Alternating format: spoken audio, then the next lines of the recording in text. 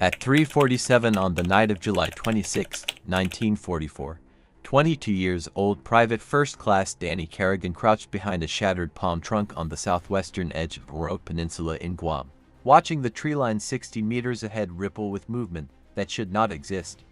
His hands trembled against the lance of his .22 Flamethrower, 70 pounds of steel tanks and napalm-thickened fuel strapped to his back like a monument to every terror he had ever known.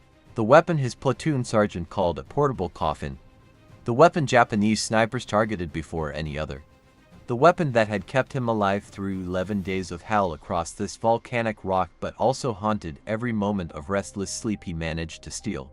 300 meters to his left, the flickering orange glow of burning fuel marked where another Flamethrower operator had gone down 40 minutes earlier, his nitrogen tank ruptured by a Type 99 rifle round, the resulting fireball visible for half a kilometer.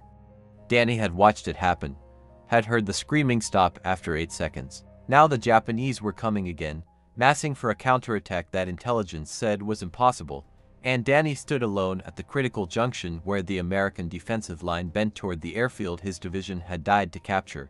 He was not supposed to be here, not alone. Not the sole barrier between two companies of 3rd Marine Division riflemen sleeping in exhausted oblivion 50 meters behind him and what sounded like an entire enemy company moving through the jungle darkness ahead.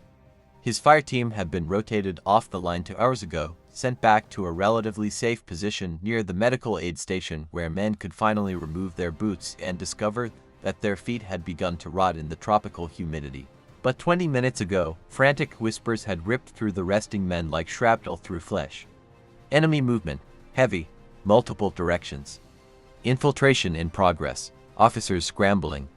Danny had grabbed his Flamethrower tanks, still half full from the afternoon assault on a concrete pillbox that had held up his company for 6 hours, and moved forward because that was what Flamethrower operators did. They moved toward the places where conventional weapons failed, toward the bunkers, toward the caves, toward the impossible defensive positions that turned infantrymen into casualties and required fire to cleanse. Before the war, Danny had been a welder in Scranton, Pennsylvania, where his father ran a small metalworking shop that produced industrial piping for the coal mines. When he enlisted 3 days after his 20th birthday, his mother had wept and made him promise to come home, to survive whatever they sent him to do, to remember that she would pray for him every single morning until he walked through their front door again. He had made that promise easily, stupidly, in the way young men promise impossible things when they cannot yet imagine the circumstances that will test those promises beyond all recognition.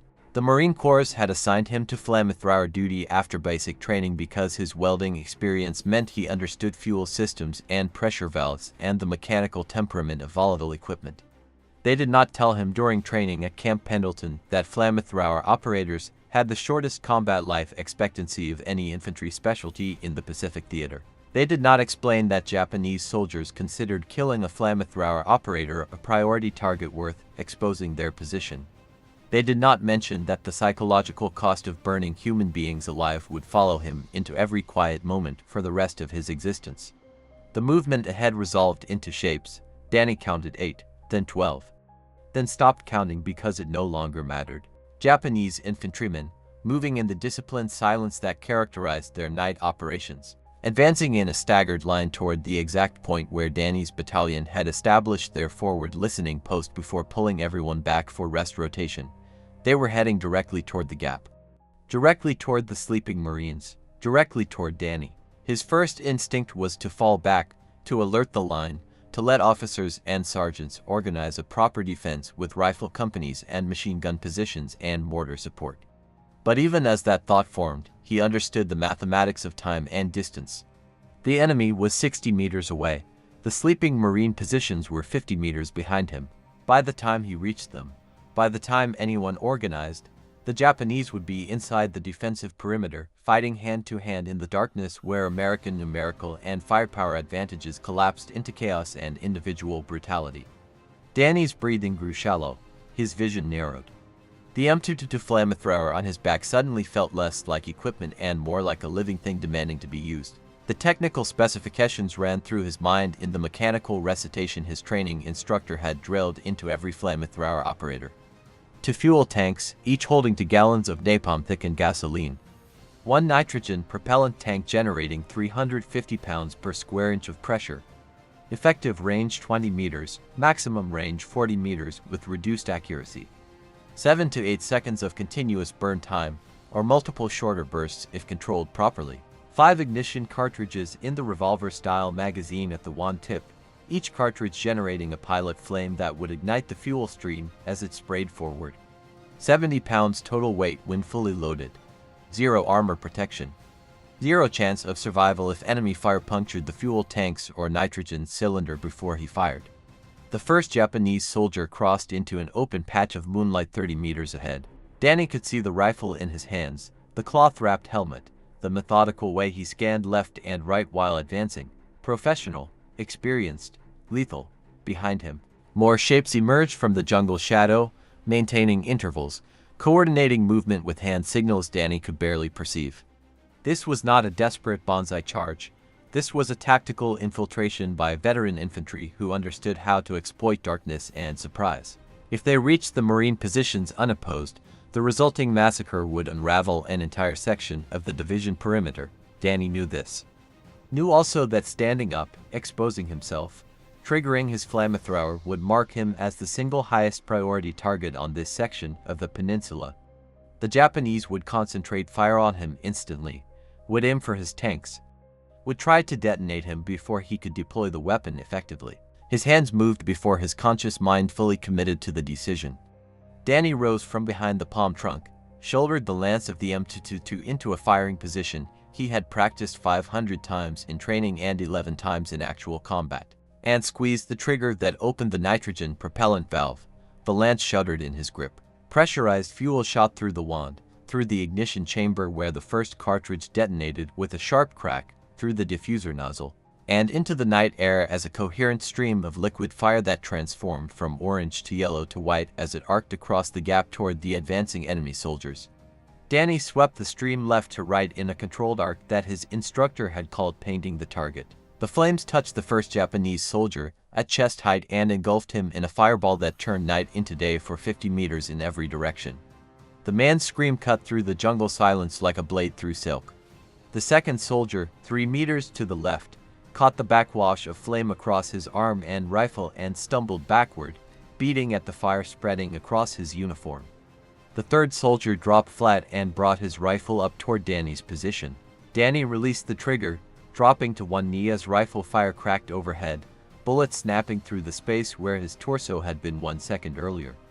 Behind him, shouting erupted as Marines jolted awake to the sound of combat and the unmistakable roar of a flamethrower. Ahead, the Japanese line wavered, soldiers scattering left and right away from the path of flame, discipline fragmenting under the psychological shock of fire warfare. This was the tactical window. The critical moment. Danny understood it with absolute clarity. If the Japanese recovered, if they organized suppressing fire, if they flanked his position, he would die and they would continue toward the Marine lines where confusion still reigned and riflemen fumbled for weapons in the darkness.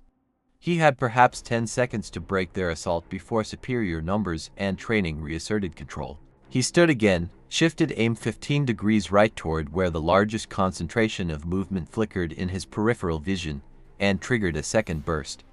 This time the fuel stream caught 3 soldiers simultaneously, the napalm adhering to skin and cloth and equipment with the tenacious chemical persistence that made it more terrifying than ordinary gasoline fire. The flames did not extinguish, did not blow out. They clung and burned and spread, consuming oxygen and flesh with equal efficiency. More screaming. More rifle fire, now wild and panicked. Bullets impacting dirt and trees and one round striking the steel frame of Danny's backpack with a sound like a hammer on an anvil. His heart stopped. For one infinite moment he waited for the nitrogen explosion, for the fuel ignition, for the fireball that would erase him from existence. Nothing happened. The round had struck the frame, not the tanks. Impossible luck. And deserved luck. Luck he had no time to process because the Japanese were still coming, still advancing from the right flank where his fire had not yet reached. He rotated, tracked the movement, fired a third burst that consumed another for seconds of fuel and created a wall of flame across a 12-meter frontage. The heat washed back over him, searing exposed skin on his face and hands, evaporating moisture from his eyes. The roar of burning fuel drowned out everything except the screaming and the sharp crack of his fourth ignition cartridge detonating to maintain the pilot flame. Behind him, the distinct chatter of Browning automatic rifles joined the fight as Marines reached firing positions and began pouring rounds toward the enemy movement Danny's flames had illuminated. Tracer rounds streaked past his position in both directions, green Japanese tracers mixing with orange American tracers in a chaotic geometry of death. A grenade detonated 15 meters to his left, shrapnel whining through the air, one fragment striking his helmet with a dull clang that made his vision blur for 3 seconds. DDAY-Overlord plus to his fuel gauge read nearly empty. Perhaps one more burst, perhaps two if he stretched them thin. The tactical situation remained unclear. How many enemy soldiers remained combat effective? Had he broken the assault or merely delayed it? Were there more waves coming behind this first line? Danny's training said to fall back now, to conserve remaining fuel for defensive use, to let riflemen handle mopping up. But falling back meant turning his back, meant exposing his fuel tanks to enemy fire, meant trusting that the darkness and chaos would not produce a Japanese soldier with a clear shot at the portable bomb strapped to his spine. He chose to hold position, to maintain the threat, to force the enemy to contend with the possibility of more fire even if his tanks ran dry. A figure lunged from the darkness to his immediate left, too close for the Flamethrower, moving with the speed of desperation. Danny swung the lance like a club, the steel wand connecting with the soldier's rifle in a jarring impact that numbed his hands. The soldier stumbled but maintained balance, brought a bayonet up in a short vicious thrust aimed at Danny's midsection. Danny twisted, felt the blade slice through his utility uniform and graze ribs, pain blooming white-hot across his left side. He triggered the Flamethrower at point-blank range, less than 2 meters, a distance the training manual explicitly warned against. The fuel stream hit the soldier full in the chest and face, igniting instantly, the resulting fireball expanding backward into Danny's position with enough force to knock him off balance. He fell, rolling left to shed the flame clinging to his forearm, slamming into the ground hard enough to drive air from his lungs. Gutenberg plus one the world became disconnected fragments. Rifle fire, shouting in English, shouting in Japanese. The smell of burning flesh and gasoline, pain in his side where the bayonet had cut. Heat radiating from multiple fires now visible across the contested ground. Danny forced himself upright, checked his fuel gauge through vision that swam and pulsed, empty. The M22 had nothing left to give. He was now just a regular infantryman wearing 70 pounds of useless equipment in the middle of a firefight. He released the lance, let it hang from its hose connection, and drew the Colt M1911 pistol holstered on his hip. The pistol felt absurdly light after wielding the Flamethrower. He chambered around and scanned for targets. DDAY the Japanese assault had collapsed. Danny understood this gradually as details filtered through the chaos, bodies visible in the firelight, movement retreating back into the jungle, Marines advancing in a skirmish line, rifles ready, NCOs barking orders to maintain intervals and watch for stragglers. Someone grabbed Danny's shoulder and he spun, pistol half raised, before recognizing his platoon sergeant, Sergeant Michael O'Brien, a 31-year-old career Marine from Boston who had survived Guadalcanal and 3 other island campaigns. O'Brien's face showed something between fury and awe.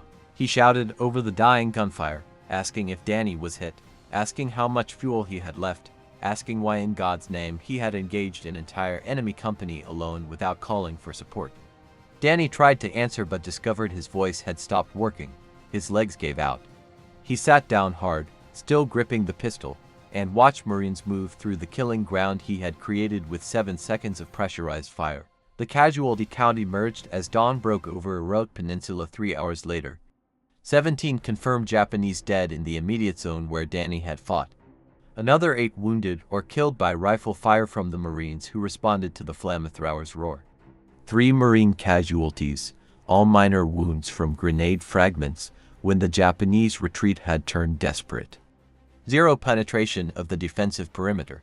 0 catastrophic nighttime infiltration that could have unraveled the entire 3rd Marine Division position. The battalion commander, Lieutenant Colonel Harrison Graves, a West Point graduate conducting his first Pacific campaign, walked the line at 0700 hours and stopped at Danny's position where medics had finished treating the bayonet cut and bandaging the second-degree burns on his forearm.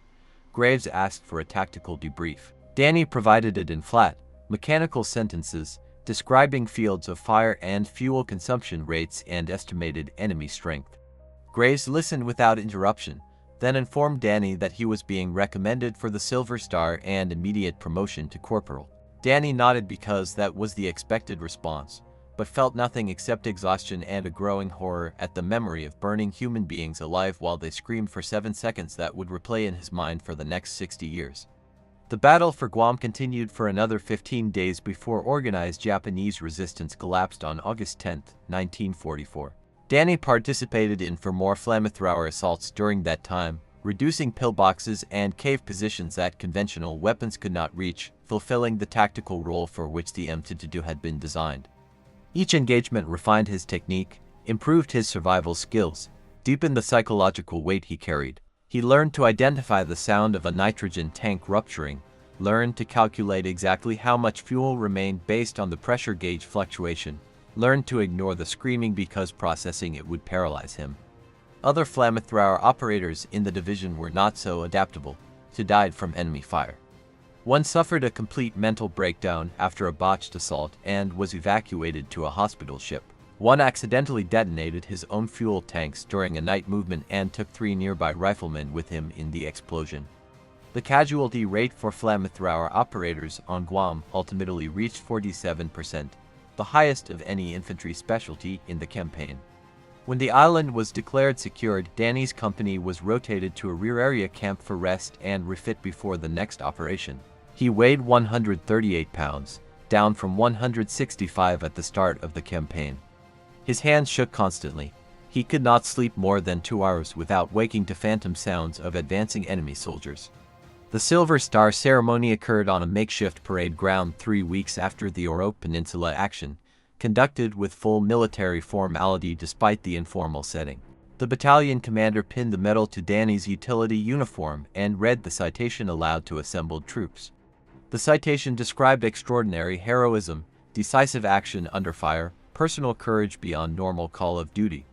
It did not describe the smell, did not describe the screaming, did not describe the way Danny's hands still felt coated in some invisible residue no amount of washing could remove. After the ceremony, fellow Marines congratulated him, shook his hand, bought him drinks from the limited beer ration available to enlisted men. Danny participated in the expected social rituals but remained detached, observing himself from some internal distance he could not close. He wrote his first honest letter home 4 days after receiving the Silver Star. Previous letters had been deliberately vague, full of reassurances and carefully edited anecdotes designed to minimize his mother's worry. This letter was different.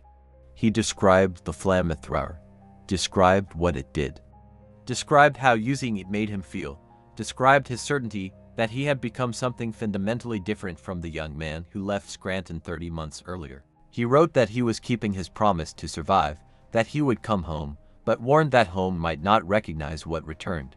He sealed the letter, addressed it, handed it to the company mail clerk, and immediately regretted sending it. Too much truth, too much darkness. But the letter was gone, moving through military postal channels toward Pennsylvania, carrying words that could not be recalled. The next operation was Peleliu, then Okinawa, then occupation duty in Japan after the atomic bombs ended the war in August 1945. Danny survived all of it, through some combination of skill, paranoia, and statistical impossibility. His M22 Flamethrower became a kind of talisman, the weapon everyone mocked as a toy or a death sentence but that somehow kept functioning when others failed. He learned every mechanical detail of its operation, could field strip and reassemble it blindfolded, developed an intuitive sense for pressure regulation and fuel mixture that bordered on uncanny. Other Marines began requesting him specifically when Flamethrower support was needed for difficult targets. Officers cited his name in planning sessions. His reputation grew into something larger than the actual human being carrying the weapon. He was discharged in December 1945 and returned to Scranton in January 1946. His mother met him at the train station and wept exactly as she had when he left, but these were different tears, complicated by relief and grief and the visible recognition that her son had aged a decade in 3 years. She did not ask about the war, did not ask about the Silver Star he carried in his duffel bag, Never displayed, never mentioned. She simply held him and whispered thank you to God for keeping her promise fulfilled. Danny moved back into his childhood bedroom, returned to work at his father's metalworking shop, and attempted to reconstruct a civilian life from the fragments of his pre-war existence. The nightmares began 3 months after discharge. Not every night, but often enough to become routine. Always variations of the same scenario. Japanese soldiers advancing through darkness. The weight of the flamethrower on his back. The trigger under his finger. The screaming. Sometimes the dream diverged from memory and his nitrogen tank ruptured, immolating him in the same fireball that had killed other operators he had known. Sometimes the Japanese soldiers wore American faces, or civilian faces, or the faces of his family.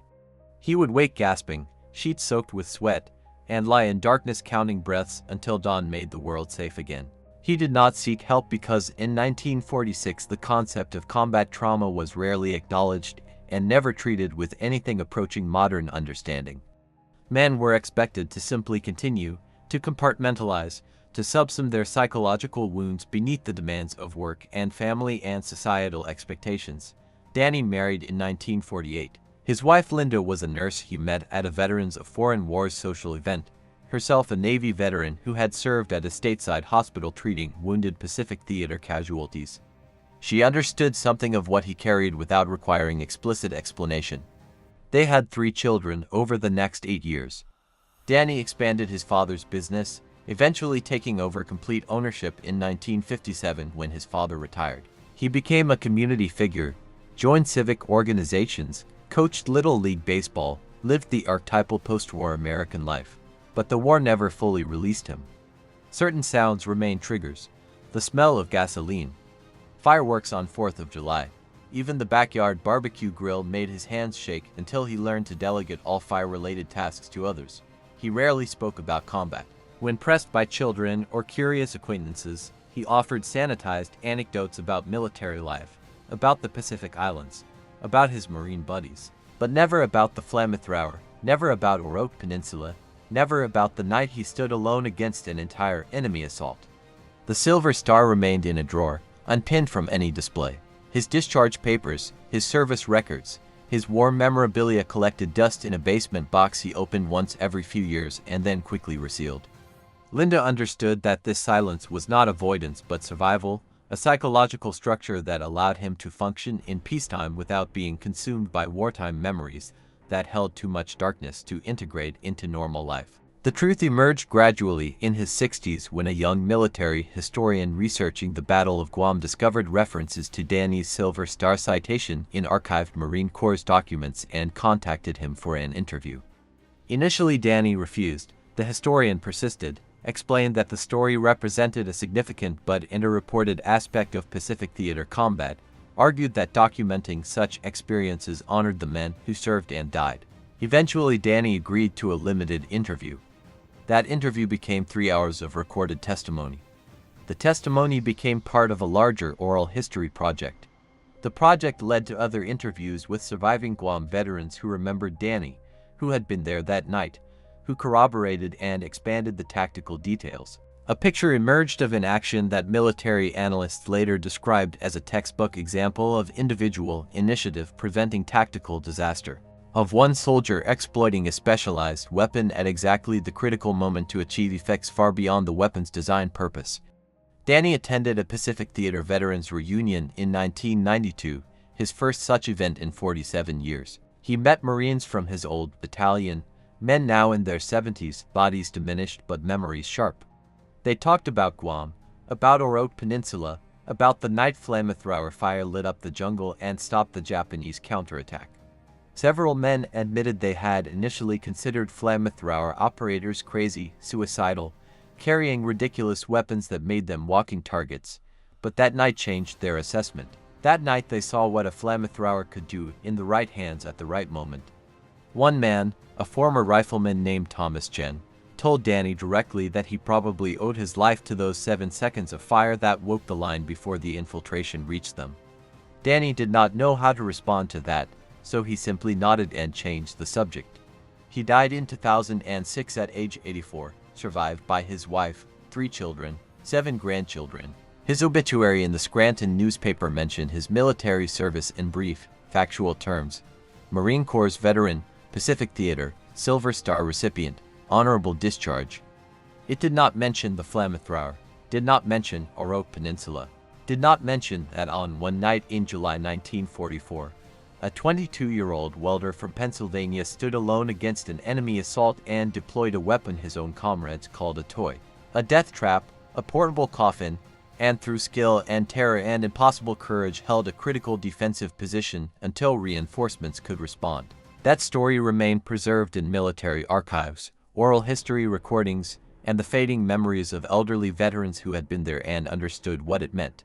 Military historians examining the Battle of Guam have subsequently recognized the Oroke Peninsula action as illustrative of several tactical realities that define Pacific Theater combat. First, the effectiveness of specialized weapons in terrain and combat conditions where conventional arms proved inadequate. The M222 Flamethrower, despite its limitations and dangers, provided infantry units with a capability that could reduce fortified positions, clear caves, break enemy morale, and dominate close-range engagements in ways rifles and machine guns could not replicate.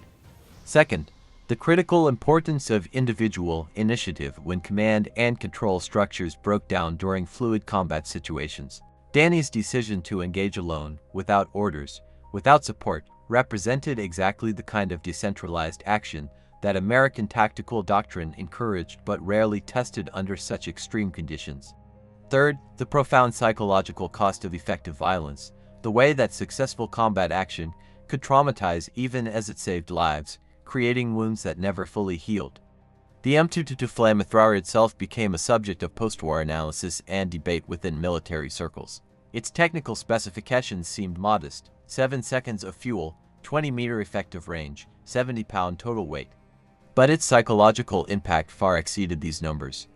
Japanese soldiers feared flamethrowers above almost any other American weapon. The sight of flame, the knowledge that fire could reach into bunkers and caves where artillery could not, the visceral horror of burning alive all combined to create a terror effect that disrupted enemy cohesion even when actual casualties remained relatively limited. American commanders recognized this and deployed flamethrower units specifically for their psychological value as much as their tactical effectiveness. But that psychological value extracted a terrible price from the operators who wielded these weapons. Men who carried not just the physical burden of fuel tanks and nitrogen cylinders, but the moral and emotional burden of inflicting death in its most primal and terrible form. Modern veterans organizations and military museums have worked to preserve the history of flamethrower operations in World War II, recognizing that these stories represent a unique and often overlooked aspect of combat experience.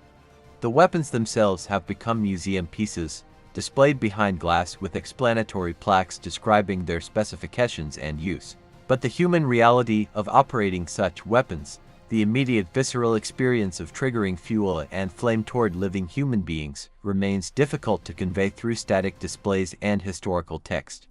It requires testimony from those who were there, who felt the weight, who made the impossible choices, who lived with the consequences. Danny's recorded interviews, preserved in military history archives, provide exactly that testimony. A window into experiences that shaped not just individual lives but the entire conduct of a brutal island-hopping campaign across thousands of miles of Pacific Ocean. The question that haunted Danny throughout his post-war life, the question he finally articulated in his late 70s interview, was whether his actions that night on Oroke Peninsula represented heroism or something more ambiguous. Whether saving Marine lives by burning enemy soldiers alive constituted moral clarity or moral compromise. The military awarded him a Silver Star, formal recognition of extraordinary valor. His fellow Marines expressed gratitude for actions that probably prevented casualties among sleeping troops. But Danny himself never achieved certainty about the moral calculus. He understood necessity, understood tactical reality, understood that his choices existed within a context of total war where hesitation meant death. But understanding did not equal acceptance. The screaming never left his memory. The smell never fully dissipated. The weight of the flamethrower remained on his back decades after he last wore it, a phantom burden that no discharge papers could remove. His legacy exists in multiple forms. Officially, as a documented military action studied in tactical analysis and Marine Corps history. Personally, in the family he raised and the life he built despite carrying wounds that never showed on medical records. Collectively, as part of the larger story of ordinary individuals thrust into extraordinary circumstances who discovered capacities for both courage and violence they never knew existed. The enemies who laughed at his flamethrower, who dismissed it as inadequate or obsolete, learned its effectiveness in the most absolute terms possible. The assault they launched that night never reached its objective, never penetrated the Marine defensive line, never achieved the tactical surprise that might have changed the outcome of the broader battle. One man with one weapon, at one critical moment, altered the mathematics of combat in ways that rippled forward through the entire Guam campaign. The flamethrower itself, that specific MT-2T unit that Danny carried through Guam and subsequent operations, was turned into a Marine Corps depot after the war and likely scrapped along with thousands of other wartime weapons deemed obsolete or surplus. No museum preserved it. No historical society tracked its serial number. It vanished into the same anonymity that claimed most tools of war, remembered only through records and testimony and the scars it left on those who carried it.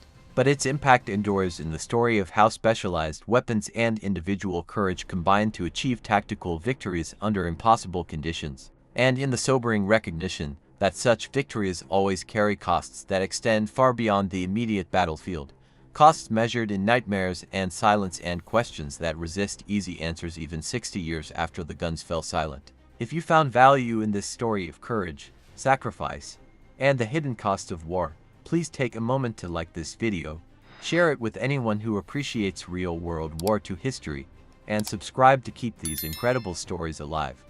Drop a comment below telling us where you're watching from, or if you had family who served in the Pacific Theater. Every story like Danny's deserves to be remembered, and your engagement helps ensure that the sacrifices of these ordinary people who did extraordinary things will never be forgotten.